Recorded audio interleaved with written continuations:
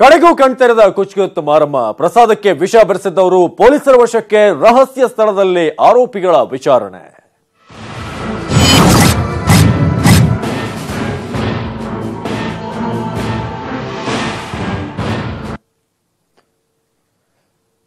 ವಿಷ ಮಿಶ್ರಿತ ಪ್ರಸಾದ ದುರಂತ ಪ್ರಕರಣದ ತನಿಖೆ ಚುರುಕುಗೊಂಡಿದೆ. ಅರ್ಚಕ ದೊಡ್ಡಯ್ಯ ತಪ್ಪು ಒಪ್ಕೊಂಡಿದ್ದಾನೆ. ಪ್ರಸಾದಕ್ಕೆ ವಿಷ ಹಾಕಿರೋದು ನಾನೇ ಅಂತ ಪೊಲೀಸರ ಮುಂದೆ ಆತ ತಪ್ಪೊಪ್ಕೊಂಡಿರೋದು. ದೊಡ್ಡಯ್ಯ ಸೇರಿದಂತೆ ಇಮ್ಮಡಿ ಮಹಾದೇವಸ್ವಾಮಿ, ಮಾದೇಶ್, ಅಂಬಿಕಾಳನ್ನ ಇಂದು ಕೊಳ್ಳೇಗಾಲ ಕೋರ್ಟ್ ಮುಂದೆ ಹಾಜರುಪಡಿಸಲಾಗುತ್ತೆ. ಈಗಾಗಲೇ ಸಿದ್ಧತೆ ನಡೆಸಲಾಗಿದೆ. ಕೊಳ್ಳೇಗಾಲದ ಡಿವೈಎಸ್ಪಿ ಕಚೇರಿ ಕೋರ್ಟ್ ಆವರಣದಲ್ಲಿ ಸಾಕಷ್ಟು ಜನ ಸೇರಿದ್ದಾರೆ. ಮುನ್ನೆಚ್ಚರಿಕೆ ಕ್ರಮವಾಗಿ ಭಾರೀ ಬಂದೋಬಸ್ತನ್ನು ಅಲ್ಲಿ ಕೈಗೊಳ್ಳಲಾಗಿದೆ. ಈಗ ಅಂತಿಮ ಘಟ್ಟದಲ್ಲಿ ಪೊಲೀಸ್ ತನಿಖೆ ಇರೋದು. ಇಂದು ಆರೋಪಿಗಳನ್ನ ಕೋರ್ಟ್ಗೆ ಹಾಜರುಪಡಿಸಲಾಗುತ್ತೆ. ಯಾರೆಲ್ಲ ಆರೋಪಿಗಳು ಅಂತ ನೀವು ನಿಮ್ಮ ಸ್ಕ್ರೀನ್ ಅಲ್ಲಿ ನೋಡ್ತಾ ಇದ್ರಿ, ಯಾರ್ಯಾರಿದ್ದಾರೆ ಅಂತ. ಒಂದು ಕಡೆ ಈಗ ವಿಚಾರಣೆ ತ್ವರಿತವಾಗಿ ಸಾಗ್ತಾ ಇದೆ. ಅದೇ ರೀತಿಯಾಗಿ ಇತ್ತ ಭದ್ರತೆ ಕೂಡ ಬಹಳ ಜೋರಾಗಿದೆ. ಯಾಕಂದ್ರೆ ಬಹಳಷ್ಟು ಸಾರ್ವಜನಿಕರಿಗೆ ಆಕ್ರೋಶ ಇದೆ. ಅಲ್ಲಿ ಇವರು ಯಾರು ತಪ್ಪು ಮಾಡಿದಾರನ್ನ ನೋಡಬೇಕು, ಜೊತೆಗೆ ಇವರಿಗೆ ಬಹಳ ಕಠಿಣವಾದಂತಹ ಶಿಕ್ಷೆ ಆಗ್ಲೇಬೇಕು ಅಂತ ಒತ್ತಾಯ ಇತ್ತು. ಹಾಗಾಗಿ ಅವ್ರನ್ನ ಕೋರ್ಟ್ಗೆ, ಕೊಳ್ಳೇಗಾಲದ ಕೋರ್ಟ್ಗೆ ಕರೆತರ್ತಾ ಇರೋದ್ರಿಂದ ಮುನ್ನೆಚ್ಚರಿಕೆ ಕ್ರಮವಾಗಿ ಎಲ್ಲ ಭದ್ರತೆಯನ್ನ ಕೈಗೊಳ್ಳಲಾಗಿದೆ. ಇನ್ನೇನು ಕೆಲವೇ ಹೊತ್ತಿನಲ್ಲಿ ಕಿರಿಯಶ್ರೀ, ಅದೇ ರೀತಿಯಾಗಿ ಮಾದೇಶ್, ಅಂಬಿಕಾ, ದೊಡ್ಡಯ್ಯ ಸೇರಿದಂತೆ ಎಲ್ಲರನ್ನೂ ಕೂಡ ಯಾರ ಮೇಲೆ ಆರೋಪ ಇದೆ ಅವರನ್ನ ಇದೀಗ ಕೊಳ್ಳೇಗಾಲದ ಕೋರ್ಟ್ಗೆ ಹಾಜರುಪಡಿಸಲಾಗುತ್ತೆ ಕೋರ್ಟ್ ಮುಂಭಾಗದಲ್ಲಿ. ಅದೇ ರೀತಿಯಾಗಿ ಚಿನ್ನಪ್ಪಿ ಅವರು ಕೂಡ ಏನೋ ನಿರ್ಲಕ್ಷ್ಯ ಆರೋಪ ಕೇಳಿ ಬಂದಿತ್ತು ಈ ವಿಚಾರದಲ್ಲಿ. ಟ್ರಸ್ಟಿ ಚಿನ್ನಪ್ಪಿ ಕೂಡ ಈಗ ಹಾಜರಾಗ್ತಾರೆ. ಪ್ರಮುಖವಾಗಿ ಆರೋಪಿಗಳನ್ನ ನೋಡ್ತಾ ಇದ್ದೀರಿ, ಯಾರ್ಯಾರು ಇದರ ಹಿಂದೆ ಇದ್ರು, ಮಾಸ್ಟರ್ ಮೈಂಡ್ಗಳು ಯಾರ್ಯಾರು, ಜೊತೆಗೆ ಅವರಿಗೆ ಪೂರಕವಾಗಿ ಕೆಲಸ ಮಾಡಿದಂಥವ್ರು ಯಾರು ಅನ್ನೋ ಒಂದು ಲಿಸ್ಟ್ ಅನ್ನ ನೋಡ್ತಾ ಇದ್ರಿ.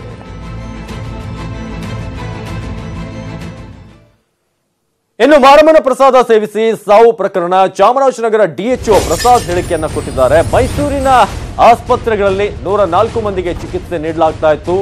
ಯಾರು ಮಾರಮ್ಮನ ಪ್ರಸಾದವನ್ನ ಸೇವಿಸಿ ಆರೋಗ್ಯದಲ್ಲಿ ಏರುಪೇರಾಗಿತ್ತು, ಅದರಲ್ಲಿ ಚಾಮರಾಜನಗರದ ಡಿಎಚ್ಒ ಪ್ರಸಾದ್ ಅವರು ಹೇಳಿರೋದು ಒಟ್ಟು 104ರಲ್ಲಿ ಈಗ ಎಷ್ಟು ಜನ ಡಿಸ್ಚಾರ್ಜ್ ಆಗ್ತಾರೆ, ಈಗಲೂ ವೆಂಟಿಲೇಟರ್ ನಲ್ಲಿ ಇರುವಂತವ್ರು ಎಷ್ಟು, ಎಲ್ಲ ಡೀಟೇಲ್ಸ್ ಅನ್ನ ಕೊಟ್ಟಿದ್ದಾರೆ. ಈಗಲೂ ವೆಂಟಿಲೇಟರ್ ನಲ್ಲಿ ಇರುವಂತವರು 27 ಮಂದಿ ಅಂತ ಹೇಳಲಾಗಿದೆ.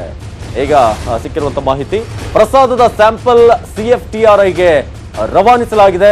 ನಾವು CFTRI ಒಂದು ವರದಿಯನ್ನ ನಿರೀಕ್ಷೆಯಲ್ಲಿದ್ದೇವೆ, ಆ ರಿಪೋರ್ಟ್ ಯಾವಾಗ ಬರುತ್ತೆ ಅಂತ. ಆ ರೀತಿಯಾಗಿ ಈಗ ಕೊಡ್ತಿರುವಂತಹ ಡೀಟೇಲ್ಸ್ ಜೊತೆಗೆ ಮರಣೋತ್ತರ ಪರೀಕ್ಷಾ ವರದಿಗೂ ಕೂಡ ನಾವು ಕಾಯ್ತಾ ಇದ್ದೀವಿ. ಅತಿ ಹೆಚ್ಚು ಪ್ರಮಾಣದ ಒಂದು ಕೀಟನಾಶಕವನ್ನು ಬೆರೆಸಿರುವಂತಹ ಶಂಕೆ ಕೂಡ ವ್ಯಕ್ತವಾಗಿದೆ. ವೆಂಟಿಲೇಟರ್ ನಲ್ಲಿ 27 ಮಂದಿ ಇರುವಂತಹ ಒಂದು ಮಾಹಿತಿ ಇದೆ. ಜೊತೆಗೆ ಪೊಲೀಸರು ಕೂಡ ಈ ಬಗ್ಗೆ ತನಿಖೆಯನ್ನ ಏನು ಒಟ್ಟು ಕೀಟನಾಶಕ ಯಾವ್ದು ಬೆರೆಸಿರೋದು ಅದರ ಬಗ್ಗೆ ಅವರು ಈಗ ತನಿಖೆಯನ್ನ ನಡೆಸ್ತಾ ಇದ್ದಾರೆ ಅಂತ. ಇನ್ನು ಮಾನಸಿಕ ತಜ್ಞರ ಪರೀಕ್ಷೆಯ ಬಳಿಕ ಡಿಸ್ಚಾರ್ಜ್ ನಿರ್ಧಾರವನ್ನ ಮಾಡಲಾಗುತ್ತೆ. ಚಾಮರಾಜನಗರ ಡಿಎಚ್ಒ ಪ್ರಸಾದ್ ಅವರ ಹೇಳಿಕೆಯದು.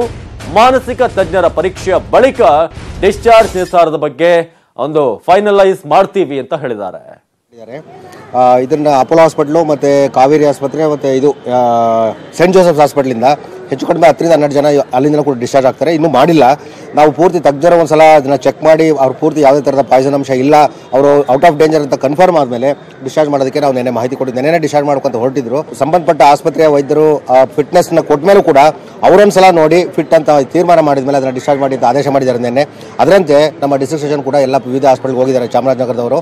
ಅದಾದ ನಂತರ ನಮಗೆ ಪೂರ್ಣ ಮಾಹಿತಿ ಸಿಗುತ್ತೆ. ಅಲ್ಲಿವರೆಗೆ ಈಗ ನಿನ್ನೆ ಮಾತ್ರ 2 ಜನ ಇವ್ರನ್ನ ಪೇಷಂಟ್ಸ್ನ JSS ಹಾಸ್ಪಿಟಲಿಂದ ಡಿಸ್ಚಾರ್ಜ್ ಮಾಡಿದ್ದಾರೆ. ಸ್ಟೇಟಸ್ ಅಂತ ಕರಿತೀವಿ ಅದನ್ನ. ಅಂದ್ರೇನು, ಈಗ ನಿನ್ನೆ ಏನಿತ್ತು ಪರಿಸ್ಥಿತಿ ಅದೇ ಪರಿಸ್ಥಿತಿಯಲ್ಲಿ ಇದ್ದಾರೆ ಅವರು ಕೂಡ ಇವತ್ತು. ಪರ್ಟಿಕ್ಯುಲರ್ಲಿ ಒಂದು ಸುಯೋಗ ಹಾಸ್ಪಿಟಲ್ನಲ್ಲಿ ಒಂದು ರೋಗಿ ರಂಗನ್ ಅಂತ, ಆತ ಸ್ವಲ್ಪ ಜಾಸ್ತಿ ಕ್ರಿಟಿಕಲ್ ಇದ್ದಾರೆ. ಬಟ್ ಹಂಗೆ ಇದರಲ್ಲಿ ವೆಂಟಿಲೇಟರ್ನಲ್ಲಿ ಥ್ರೈವ್ ಆಗ್ತಾ ಇದೆ. ಅಲ್ಲಲ್ಲ, ಇವತ್ತು ನಮ್ಮ ಡಿಸ್ಟ್ರಿಕ್ಟ್ ಸರ್ಜನ್ ಹೋಗಿದ್ದಾರೆ, ಚಾಮರಾಜನಗರ ಡಿಸ್ಟ್ರಿಕ್ಟ್ ಸರ್ಜನ್ ಅಲ್ಲಿ ಹೋಗಿದ್ದಾರೆ ಮಾನ್ಯ ಸಚಿವರ ಆದೇಶದ ಮೇರೆಗೆ. ಅಲ್ಲಿ ವೈದ್ಯರು ಫಿಟ್ನೆಸ್ ಕೊಟ್ಟ ಮೇಲೆ. ಇನ್ನು ಕೆಆರ್ ಆಸ್ಪತ್ರೆ ವೈದ್ಯಕೀಯ ಅಧೀಕ್ಷಕ ಶ್ರೀನಿವಾಸ್ ಮತ್ತು ಡಿಎಚ್ಒ ಬಸವರಾಜು ಮಾತನಾಡಿದ್ದಾರೆ. ಇಂದು 25ಕ್ಕೂ ಹೆಚ್ಚು ಅಸ್ವಸ್ಥರನ್ನ ಡಿಸ್ಚಾರ್ಜ್ ಮಾಡ್ತೀವಿ, ಜೊತೆಗೆ ಮುಂದಿನ ಡೀಟೇಲ್ಸ್ ಅನ್ನ ಹೇಳ್ತೀವಿ ಅಂತ ಹೇಳಿದ್ದಾರೆ.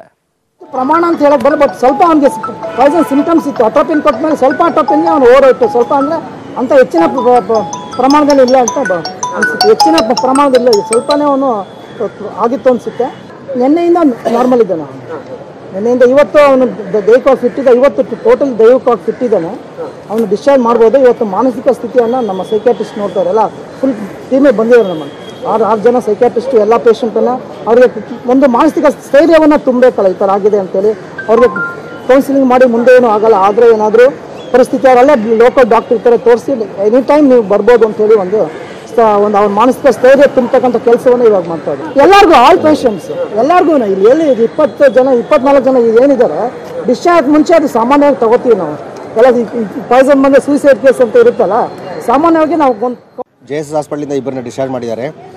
ಇದನ್ನ ಅಪೋಲೋ ಹಾಸ್ಪಿಟ್ಲು ಮತ್ತು ಕಾವೇರಿ ಆಸ್ಪತ್ರೆ ಮತ್ತು ಇದು ಸೆಂಟ್ ಜೋಸೆಫ್ಸ್ ಹಾಸ್ಪಿಟ್ಲಿಂದ ಹೆಚ್ಚು ಕಡಿಮೆ 10 ರಿಂದ 12 ಜನ ಅಲ್ಲಿಂದ ಕೂಡ ಡಿಸ್ಚಾರ್ಜ್ ಆಗ್ತಾರೆ. ಇನ್ನು ಸುಳ್ವಾಡಿಯ ವಿಷಪ್ರಸಾದ ಪ್ರಕರಣದ ವಿಚಾರಣೆ ವೇಗವಾಗಿ ನಡೀತಿದೆ.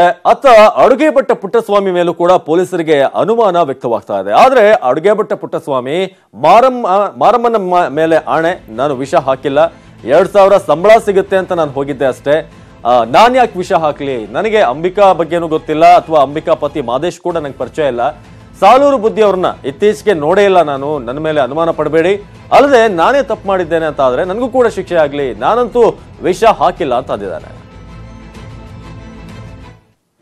ಆ ಥರ ಮಾಡೋಗಿದ್ರೆ ನಾನೇ ನನ್ನ ಕಷ್ಟ ನಾವು ಅನ್ಭವಿಸೋದೇ ಕಷ್ಟವಾಗಿದೆ, ಇನ್ನೊಬ್ಬರದೆಲ್ಲ ಇದು ಮಾಡ್ತಾನೆ ನನಗೇನು ತಾಣೆ ಬರೇ ನಾನೇ 2000 ಸಂಬಳಕ್ಕೆ ಹೋಗಿ ದೇವಸ್ಥಾನ ಕೆಲಸ ಮಾಡ್ಕೊಂಡಿದ್ದೀನಿ, ನಾನು ಆ ಥರ ಮಾಡ್ತಾ ಇರ್ತೀನಿ. ಮತ್ತು ಅವರೆಲ್ಲ ಯಾಕೆ ನಿಮ್ಮ ಹೆಸರು ಹೇಳ್ತಿದ್ದಾರೆ? ಅವರು ಯಾರು ಅಂಬಿಕಾ ಅವರು ಮತ್ತು ಎಲ್ಲ ಕೆಲವರೆಲ್ಲ ನಿಮ್ಮ ಹೆಸರು ಯಾಕೆ ಹೇಳ್ತಾರೆ? ಹಾಗೆ ಪೊಲೀಸವ್ರ ಮುಂದೆ ಹೇಳಿದ್ದಾರೆ ಯಾಕೆ ಗೊತ್ತಿಲ್ಲ ಸರ್. ತಪ್ಪು ಮಾಡಿದ್ರೆ ಶಿಕ್ಷೆ ಆಗಲ್ಲ ಎಲ್ಲರಿಗೂ. ಯಾರೇ ತಪ್ಪು ಮಾಡಿದ್ರು ಯಾರೇ ತಪ್ಪು ಮಾಡಿದ್ರು ಆಗುತ್ತೆ. ಏನು ಶಿಕ್ಷೆ ಆಗಬೇಕು?